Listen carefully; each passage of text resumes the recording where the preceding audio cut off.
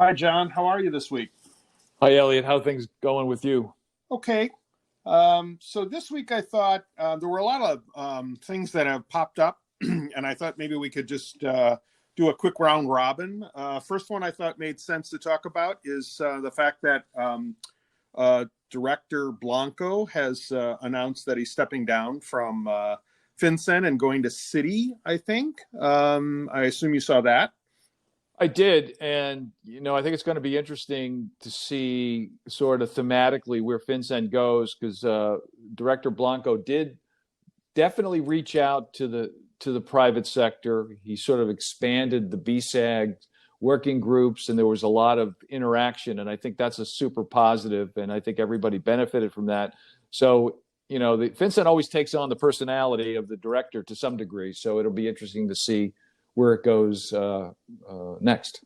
Yes, and they're going to put in an acting director has been announced, Michael Mosier. He was a FinCEN deputy director at one time, and he's been filling a role at Treasury.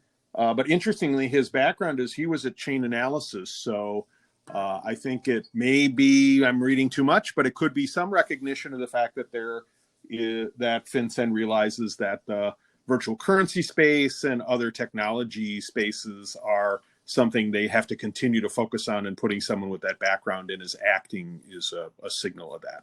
Yeah, I agree. And around the same time, as we know, FinCEN issued an advance notice of proposed rulemaking on the beneficial ownership reporting requirements. Obviously, the National Defense Authorization Act had a whole series of things included in it, and this is one of the main drivers behind the legislation, of course, was the elements of the Corporate Transparency Act. So this will deal with that eventual registry. So it's very important that the members of the community, clients, peers, colleagues, everybody comment. That's what this is for. The comment period closes May 5th. So this is your opportunity, your first opportunity to sort of sketch the parameters of what this reporting requirement could look like. Yes, and as you and I have said repeatedly on this podcast, it's really important for people to comment. Those comments do make a difference, particularly at this stage of the rulemaking process. So the next one, I saw some sanctions activity about human trafficking in Pakistan. Did you see that article? Yeah, I did, and it was interesting. I teach a class, as you know, at George Mason Grad School, and last night our class was about human trafficking and human smuggling, to give the students an understanding of this. And this was an interesting thing we highlighted at the top end of the class.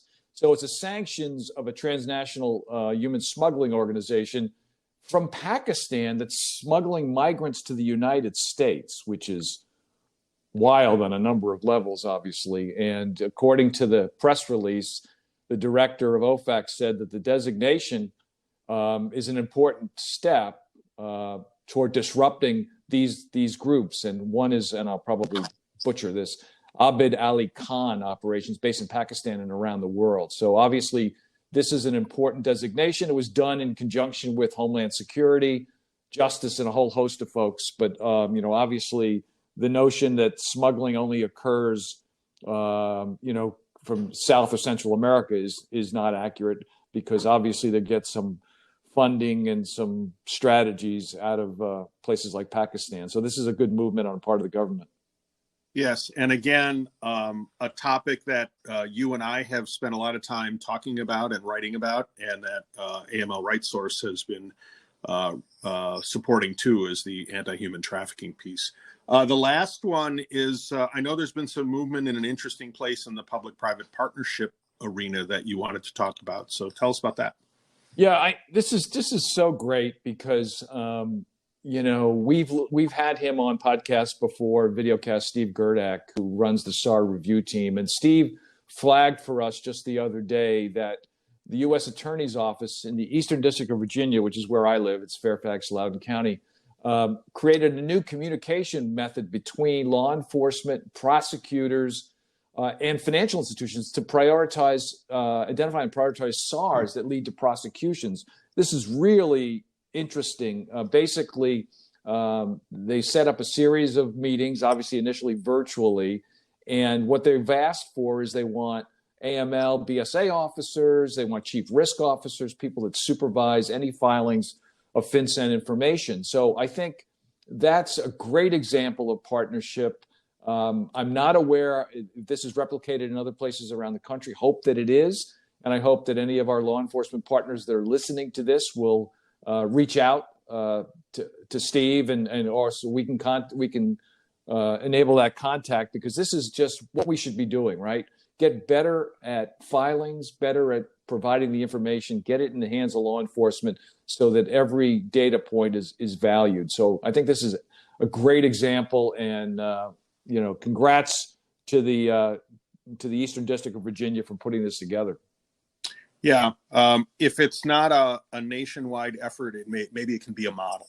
So I agree, and I just another thing I wanted to mention. You and I do these things, post these things every Friday. We also do other interviews, sometimes lengthier interviews, and it's all on iTunes. So, folks, you can subscribe on iTunes under AML Conversations and make sure you get these. The Friday ones that Elliot and I do, and then the other interviews that we work on as well. So please subscribe, and we will talk to you again next time. So thanks, Elliot. Thank you, John. Have a good weekend.